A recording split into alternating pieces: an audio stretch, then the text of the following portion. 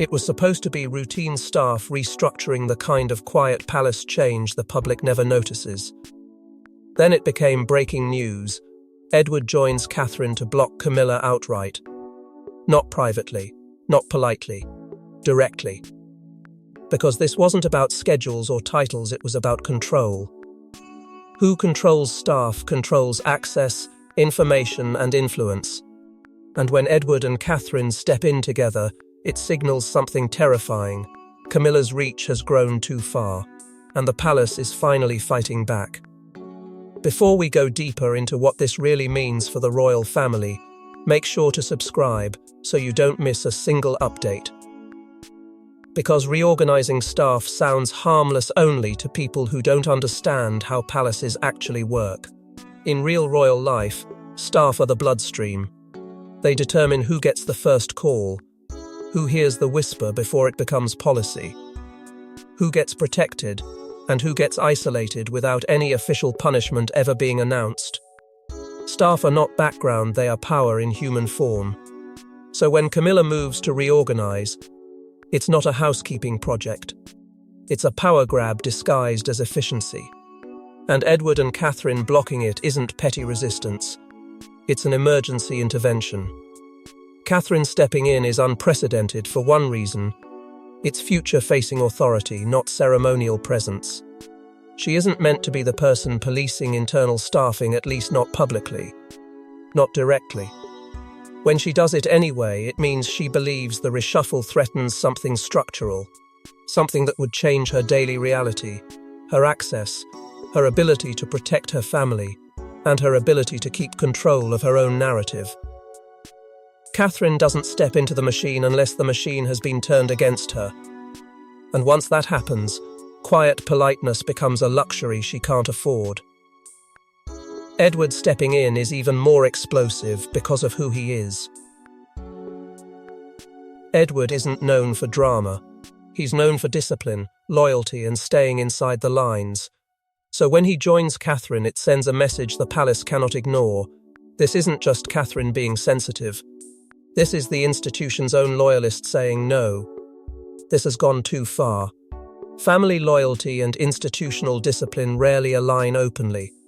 When they do, it's because something has crossed a threshold that makes neutrality impossible. And the plan being blocked doesn't feel hypothetical.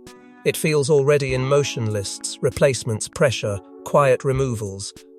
That's how these takeovers happen. You don't announce them. You implement them in pieces until the new reality is already built. Someone gets reassigned. Someone's rota changes. A trusted aide suddenly isn't available. A private secretary slot is temporarily covered by a different name. And before you know it, the flow of information changes. The tone changes. The rooms feel different. The palace becomes unfamiliar even when the walls are the same. That's why the block is happening now. Because waiting would mean losing. Palace factions ignite instantly when a move like this is challenged. Courtiers split into camps because staff changes are how courtiers survive. The people who benefit from Camilla's reach expanding will frame the reshuffle as professionalization, consistency, good management. The people who fear Catherine being weakened will see it as a loyalty sweep, a silent takeover designed to install eyes and ears where they don't belong. And the terrifying part is that both sides can speak in polite language while waging a war that would devastate the family if it ever became public. That's the palace's specialty, making violence look like procedure. Foreshadowing sits in the detail no one wants to say out loud. This block suggests a deeper file exists, one Camilla feared staff would find. Because you don't reorganize aggressively unless you're trying to move something out of reach. You move staff when you need to move access. You move access when you need to move information. And you move information when you fear what might be uncovered: emails, briefings, logs, old instructions, sensitive correspondences, anything that could become discoverable in the human sense. Staff see everything. Staff remember everything. Staff often know more than the principals. because principles are protected from details that would expose the uglier truth of how the palace actually functions. That's why Edward and Catherine standing together feels like a warning shot. It tells the household, we know what this is. It tells Camilla's camp, you will not rewrite our reality in silence. And it tells the palace itself, this isn't a rumor. This is an operational conflict. Because when the battle is over staff, it's never just about staff. It's about who gets to shape the monarchy's future while pretending nothing is happening. And once you realize staff control is the real throne behind the throne, the next question becomes unavoidable. What exactly was Camilla trying to change? And why did Catherine and Edward stop it now? To the public, palace staff are background. Inside the monarchy, they're the bloodstream. Staff decide who gets messages first, who hears whispers, who is protected, and who is isolated. That's why a reorganization is never just administrative, it's strategic warfare. One change in personnel can cut off allies, bury evidence, and rewrite a royal's daily reality without leaving fingerprints. If Camilla tried to reorganize, she wasn't tidying, she was repositioning power. Because staff aren't simply employees in that world. They are gatekeepers. They control diaries. They control access. They control briefings. They even control the tone of a household, what gets treated as urgent, what gets treated as trivial, what gets escalated to the top, and what mysteriously never reaches the right ears. A single private secretary can filter the day like a lens. One press liaison can decide whether a narrative dies in the hallway or reaches the front page. One aide can become the difference between a royal feeling supported or feeling alone. That's why staff control is so sensitive. It's invisible power that looks like service. And that's also why reshuffling is one of the cleanest weapons a palace can use. You don't need to accuse anyone. You don't need to publicly punish anyone. You can erase trusted aides and install loyalists quietly. And you can do it under the language of professionalism. Efficiency, streamlining, better coordination. Those words sound harmless. They're not harmless when the result is that Catherine's most trusted people suddenly aren't in the room anymore. Not because they did anything wrong, but because the wrong people decided who should stand closest to her. A reshuffle can turn a stable routine into a maze, and when routines change abruptly in a palace, the person being reshuffled usually isn't the one gaining power. Staff changes can also manipulate optics in ways the public doesn't notice until it's too late. Appearances can be subtly deprioritized. Events can be rebalanced. Engagements can be approved in ways that change the public's emotional association, who they see more often, who feels central, who feels like the future. And leaks, those polite sources close to the household, often originate from staff networks, not from the royals themselves. If you place the right people in the right positions, narratives begin to move in predictable directions. Catherine becomes quiet. Catherine becomes less visible. Catherine becomes stepping back. And suddenly, a power shift looks like a personal choice. That's why Catherine's dependence on trusted staff is not weakness, it's survival. Staff are her continuity when everything else is political. They keep her grounded, informed, protected from distortion. They are the ones who notice small inconsistencies, who flag subtle manipulation, who prevent her from being isolated through polite procedure. If those people are removed, Catherine isn't just inconvenienced. She is made vulnerable to filtered information, vulnerable to staged misunderstandings, vulnerable to being painted as difficult or unstable if she reacts. In a palace, isolation is the first step to control, and staff reshuffles can create isolation without ever admitting isolation was the goal. Edward understands this in a way most royals pretend they don't. He's seen how staff can be used as weapons because he's watched the institution move through decades of quiet conflict that never makes headlines but reshapes lives. He knows that the most dangerous palace fights don't happen in public. They happen in staffing meetings. They happen in who gets assigned to which corridor, which diary, which briefing. They happen when someone decides that support should be replaced with oversight, and oversight should be called care. Then comes the detail that makes everything feel surgical. A senior aide reportedly refused an instruction, then disappeared from the rota. No dramatic firing. No scandal. Just absence. That's how the palace disciplines people when it wants to avoid evidence of discipline. If you can move a person off the schedule, you can remove their influence without ever saying you removed them. And if you can do that once, you can do it again. You can shape the household like clay, while the public still sees polished marble. That's why this reorganization is terrifying. It isn't about who takes which job title. It's about who becomes the gatekeeper of reality. It's about who is positioned close enough to hear, to report, to shape. It's about who gets to decide what Catherine learns first and what she learns last. And if Camilla was attempting it, the intention doesn't have to be spoken to be understood.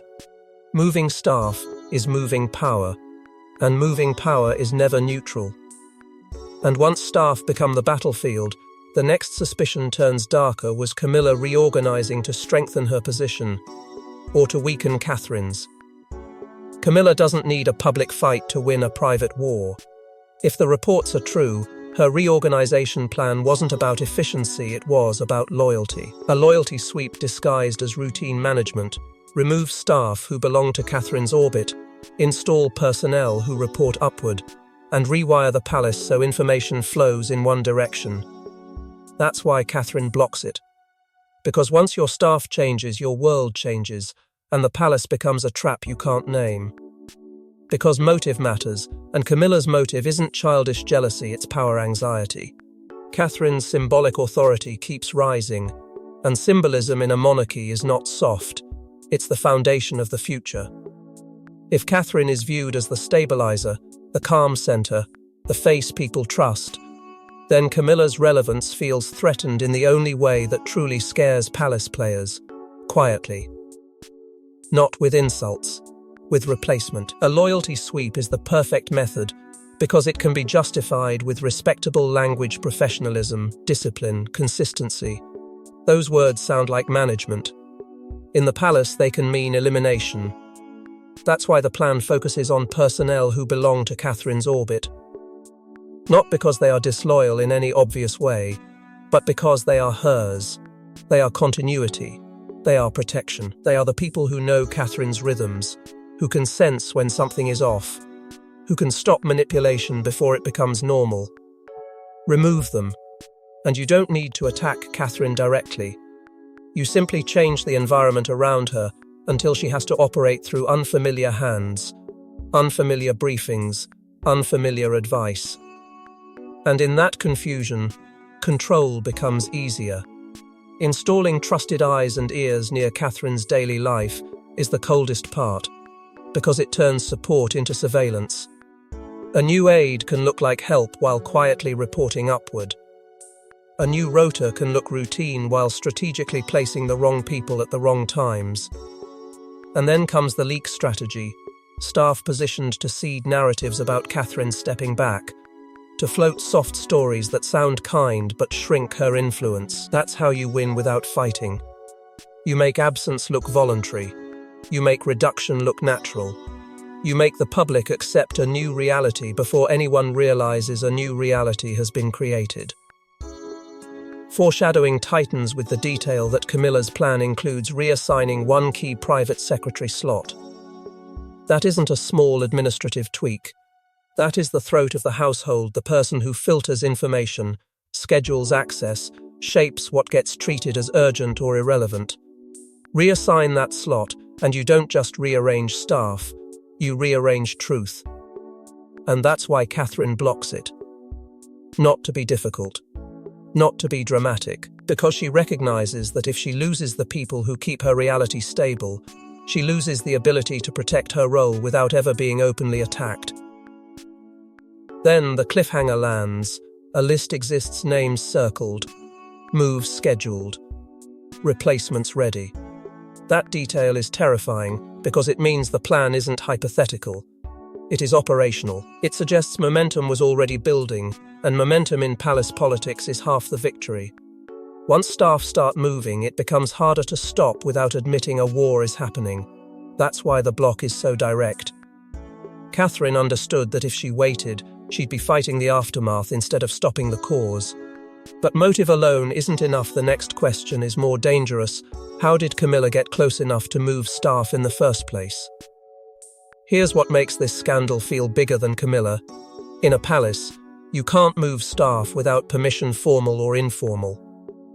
That means either someone opened the door for her, or everyone looked away while she walked through it. And that's where the fear spikes. Because the most dangerous thing in royal life isn't an obvious enemy, it's the quiet permission that lets a plan grow. Catherine and Edward blocking the reorganization suggests the line was crossed, and someone powerful let it happen. Because palace authority doesn't function like a normal workplace. Titles matter less than who controls sign-offs, who controls access to the king, who controls the flow of recommendations that become decisions without ever being written as decisions. That's the palace's favorite loophole: informal permission. No paper trail, no signature, just a nod, an assumption, a "we're aligned," and suddenly an entire restructuring is underway. Silence from senior figures can function like approval. Because in that system, not stopping something is the same as allowing it, especially when everyone knows the plan would never be attempted without a belief it would be tolerated. That's why Catherine's risk is so high. Blocking reforms can be framed as insubordination if it isn't handled carefully. It can be spun as Catherine interfering with the Queen's household role, Catherine overstepping, Catherine controlling.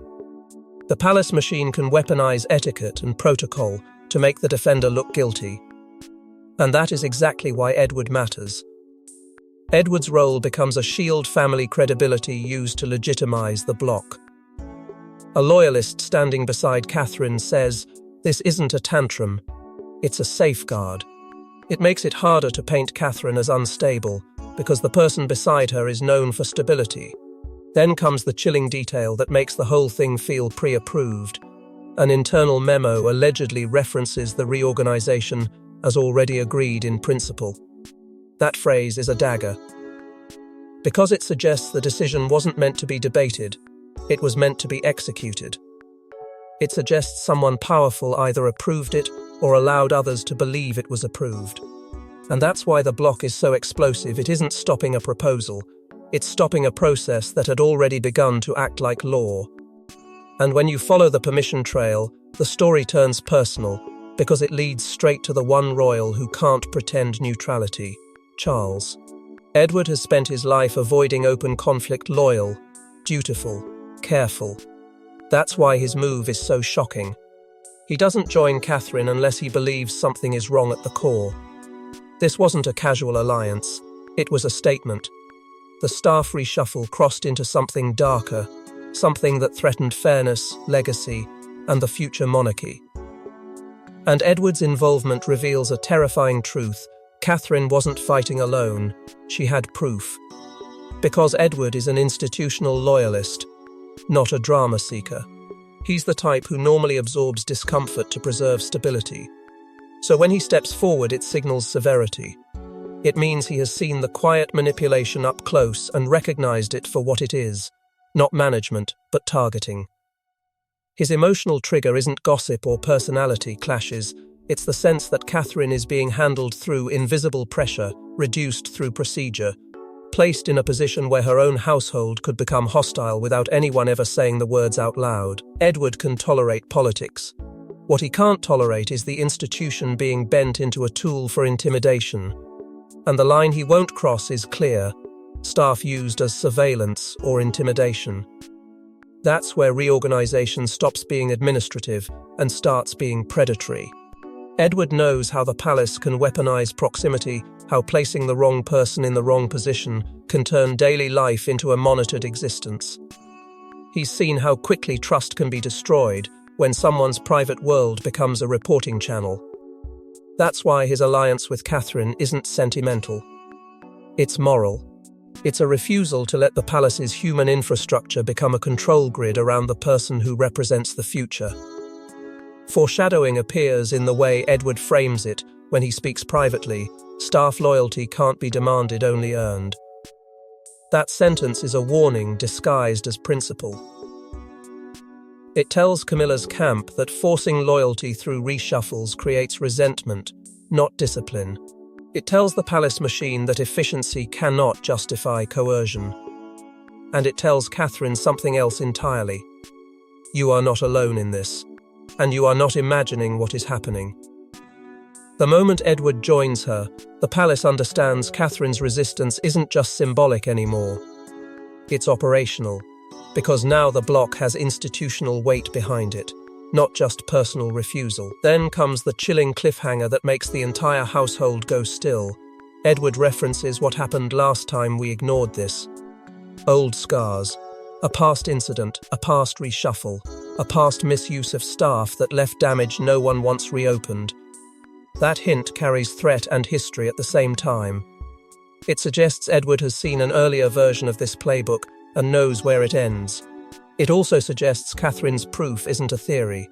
It's documented irregularity requests that don't fit procedure, approvals that don't match normal channels, moves that look like strategy rather than staffing. And the stakes of Edward's choice are enormous.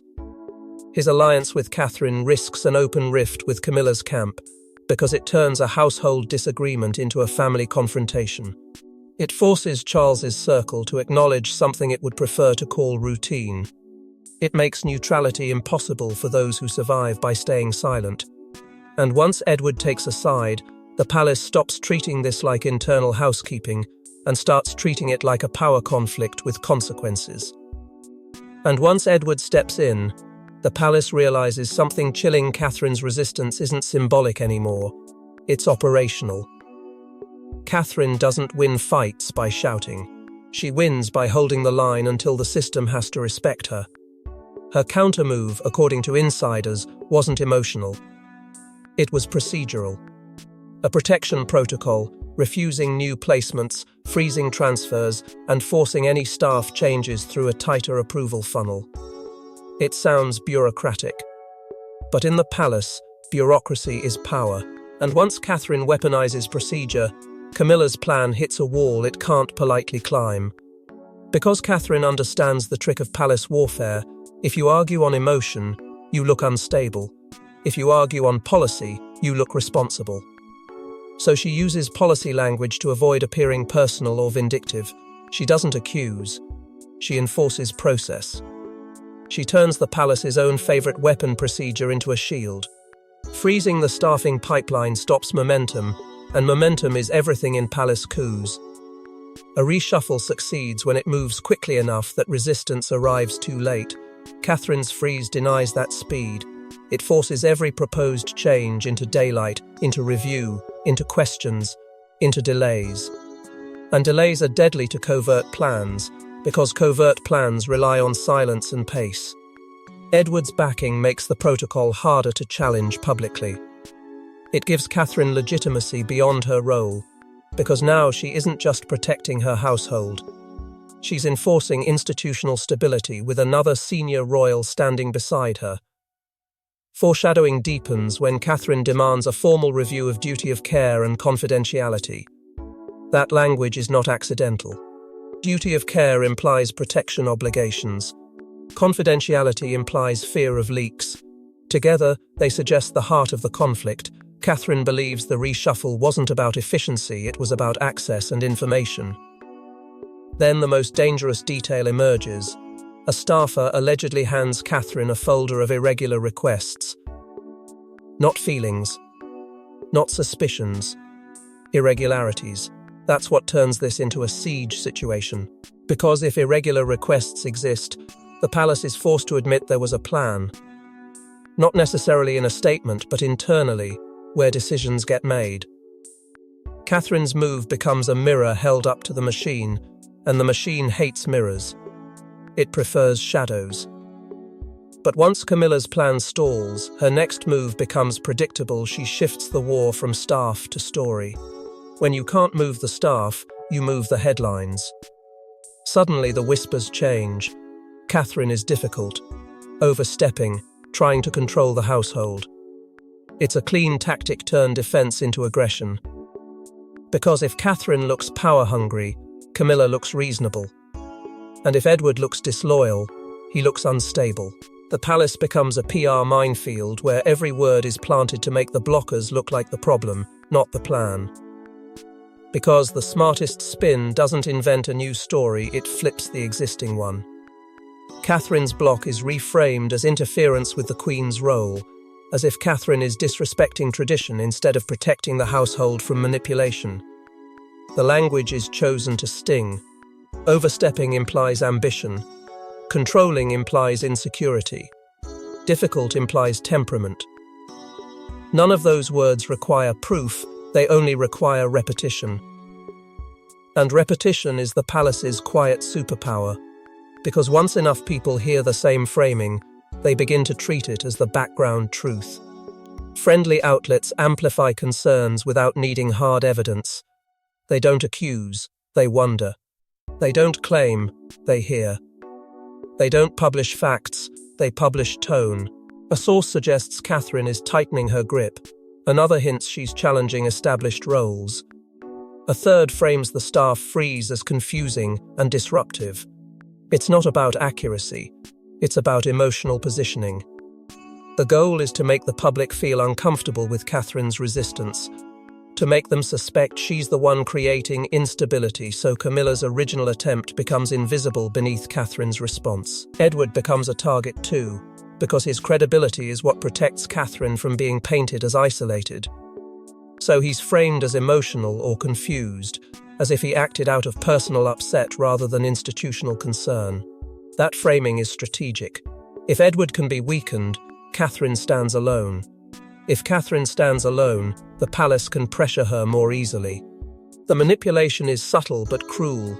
Reduce a man known for discipline to a man driven by feelings, and suddenly his support looks unreliable. Suddenly his warning looks like family drama. Suddenly his presence becomes a problem rather than a shield. Foreshadowing creeps in through anonymous briefings, hinting changes are needed for efficiency. That's the word they always use when they want control to sound responsible. Efficiency means speed. Efficiency means fewer questions. Efficiency means moving pieces before anyone can object. But Catherine's entire strategy is slowing the pipeline to force accountability. So the PR war isn't just about public image, it's about breaking Catherine's leverage by making her look unreasonable for demanding oversight. And then the cliffhanger lands. A leak misquotes Catherine to ignite outrage. A phrase twisted. A sentence stripped of context. A comment framed as an insult. Not enough to be proven false, but enough to be dangerous. The stakes become terrifying because public sympathy becomes the deciding weapon. Whoever holds sympathy wins room to maneuver. Whoever loses sympathy gets pressured into retreat. That's why this narrative war is so fast and so targeted. It isn't about winning an argument. It's about forcing Catherine to step back by making her resistance socially expensive. And when the narrative war fails to force a retreat, the final act arrives, proof enters the room, and the palace must choose a side. By the end, it's no longer about who wanted to reorganize staff. It's about who tried to control the monarchy from the shadows. Edward and Catherine's block becomes a trigger event because once the evidence surfaces, excuses collapse. Charles is forced into an impossible decision. Camilla's camp scrambles to contain fallout. And the palace discovers the most dangerous thing of all. Staff are not just employees. They are witnesses. And witnesses change everything. Because evidence doesn't care about spin. Evidence doesn't care about tone. Evidence doesn't care how politely a plan was described. Approval trails expose who signed what and when. Unusual directives reveal intention. Documented pressure on staff exposes the quiet coercion beneath the word reorganization. And once those details exist in a form that can be repeated by courtiers, by lawyers, by the wrong journalist at the wrong time, then the entire palace loses its favorite weapon, plausible deniability. Suddenly, the story is no longer Catherine versus Camilla in a battle of perception. It becomes a question of institutional conduct. Charles is forced to choose, and that is the moment the monarchy becomes emotionally explosive. Defend Camilla's authority and risk destabilizing the future by alienating Catherine and William's household. Protect the future monarchy's stability and implicitly admit Camilla's reach crossed into inappropriate power. Either choice creates a fracture. Either choice makes someone feel betrayed. And Charles is trapped by the same problem that haunts every reign. You can't satisfy the heart and the institution at the same time when the institution has been used as a weapon. Catherine's emotional climax isn't tears, it's devastation held behind composure. The realization that the plan got so close, that the machine could have been rewired around her without her consent, that her daily life could have become monitored and manipulated while the public smiled at staged unity. Edward's final stance becomes the deciding signal. He backs Catherine publicly, adding weight and legitimacy, or he signals rupture privately, revealing how deep the fracture truly goes. Either way, the palace's internal trust takes a hit that can't be polished away with a photograph. Then the cliffhanger sharpens into something colder, hints another reorganization attempt was planned elsewhere in the household. Because if one plan existed, it suggests a pattern. And patterns are what turn scandal into crisis. The palace survives the day as it often does, but the trust fractures permanently.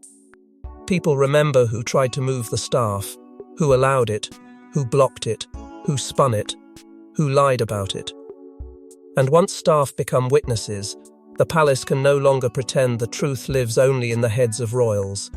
It lives in the memories of people who keep the palace running, people who can speak, people who can leave, people who can tell what they saw. The closing chill becomes unavoidable. Whoever controls staff controls the crown's reality. And that is exactly why Edward and Catherine's block mattered. It wasn't a disagreement over names on a rota. It was a line drawn against shadow rule. And even if the palace restores calm by morning, the truth doesn't disappear, power moves quietly until someone finally blocks it. Thanks for watching. Please don't forget to like and subscribe, and we will see you in next one.